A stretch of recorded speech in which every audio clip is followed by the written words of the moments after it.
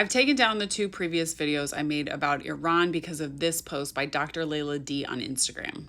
So when you center your post on the regime's crimes, you help Israel and the West to justify this war. Whether that is your intention or not doesn't matter. Your words gives them cover. Your words gives them the ammunition that they need to justify bombing and killing our people. Right now, we must center the crimes committed by Israel and the empire. Otherwise, Iran will turn into another. I center Israel's crimes so much on this channel that sometimes I forget that like every single video, one of y'all might be seeing me for the very first time, and I can't just assume it's taken as a given that I'm always centering Israel's crimes in my head. And so I can't just like jump into nuance and like leave that behind. But I think there were some points I made in that video that I'm not seeing enough people making about how to counter the storm of propaganda in the West going on about Iran right now. So I'm going to remake some of those points. I'm going to reiterate what I think are the most important things for Westerners like myself to be saying to other Westerners and to be challenging our own media narratives about when it comes to what's happening in Iran, which is first and foremost an unprovoked, completely unjustified war crime of an attack by Israel on Iran. If you are expressing sympathy for victims on both sides without clearly identifying the aggressor, in this case is Israel, Iran did nothing to justify this attack being launched against them, then you are helping manufacture consent for this war. The second point I made, which some people took as me insulting Iran, but this is me countering Israeli Hasbara, is to point out that this is asymmetric warfare. The Iranian military is much smaller and more underpowered than the combined might of the U.S. and Israel, who are both enmeshed in this aggression on Iran.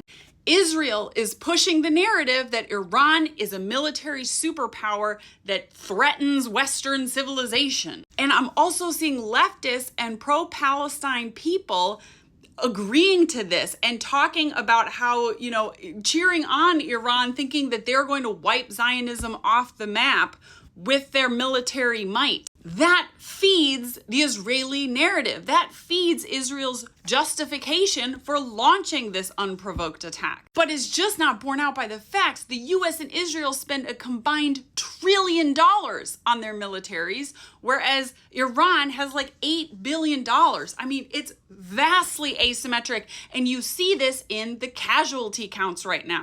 200 people killed in Iran and less than 20 in Israel at the time of filming this video. 20 people killed in Israel, I don't think matters at all to Netanyahu. I think those deaths serve his purposes. This is a country that employs the Hannibal Directive on its own people, that orders its own military to kill its own people to prevent them being taken hostage. Israeli civilian deaths, when those deaths have been caused by a foreign Muslim nation, are politically useful to Netanyahu. Iran has a right to defend itself, sure, but long term, if the US and Israel are fully committed to a ground invasion, to enacting regime change, their military will eventually overpower Iran's, although they'll never overpower, resistance, as we learned in Iraq and Afghanistan, which is why my point number 3 is it's very important to point out just how similar media rhetoric right now and the narrative that our governments are trying to spin around this attack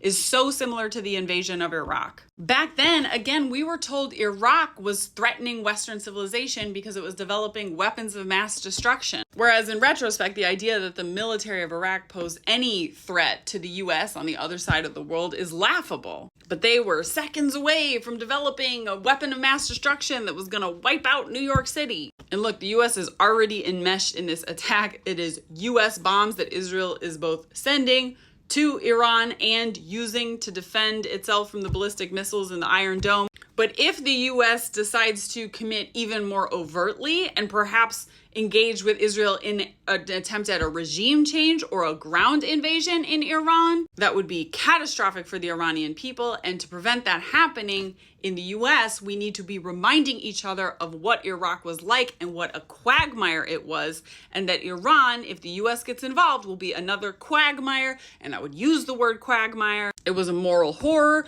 It was pointless.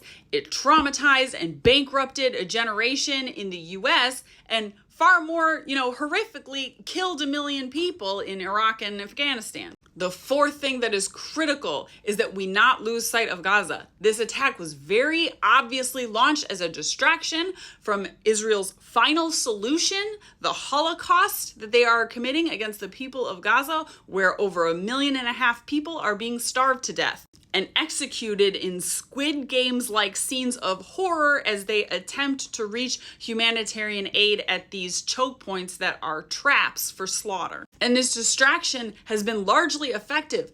Reporting, not just in the West, all the global reporting I look at has hugely shifted from Gaza to the exchange of fire between Iran and Israel, even though the daily casualty counts in Gaza, from what I'm seeing, are generally remaining higher than the combined casualty counts against Iranians and Israelis. That kind of asymmetric reporting is only reinforcing the dehumanization of Palestinian lives. So do not stop talking about Gaza. Do not lose focus on Gaza. Do not talk about Israel's aggression against Iran without naming that it is a distraction from their final solution, their Holocaust against Palestinians in Gaza. Now, Israel instigated this attack not just to distract from what's happening in Gaza, but also to reactivate its own people's victimhood complex and anti-Muslim, anti-Iranian, anti-Gentile hate that they've been indoctrinated into all of their lives. When they hear the sirens and they're going into the bomb shelters, people, liberal Zionists who maybe started to use the word genocide to refer to Gaza in the past few months are suddenly going to be reactivated like a Manchurian candidate. And sure enough, a wave of patriotism and support for Israel's one-sided aggression against Iran has broken out across that country. And us in the West, we don't have much influence over their internal narratives, but we certainly can influence the narrative here in the West. Recognize this for the cynical act of military theater that it is, and reject any reporting, reject statements from influencers and celebrities expressing solidarity with, Israeli victims stripped of context. Recognize this for the own goal that it is, and deny Israelis the right to reactivate their victimhood complex. They are the aggressors here. They are not the victims. The people of Iran are the victims. The people of Gaza are the victims. Keep the focus there. Israel fully started this aggression, and Israel can end it any second. And for the rest of us in the West, it's our responsibility to hold our media and our governments and our influencers to account and not let them twist that narrative into one where Israel can in any way paint itself as a victim of Iran here. Finally, the reason I took down my previous videos where I made these points was because I did include in them criticism of the Iranian regime. But as Dr. Layla pointed out, any such criticism in this moment is going to be used as justification for Israel's one-sided aggression. And so another narrative we need to counter is the idea that these attacks in any way are supporting people within Iran or the Iranians in the diaspora who are anti the Iranian regime. Regime change imposed by the West has never led to lasting increased democracy and liberation for the people that we've invaded. In fact, far more often the exact opposite happens, and you get reactionary, radicalized, far right-wing governments. So please reject any notion that there's anything like feminist about these attacks. Again, I was persuaded that now is not the time to, call out the Iranian regime's human rights abuses while they're being actively bombed in a one-sided, unprovoked act of aggression.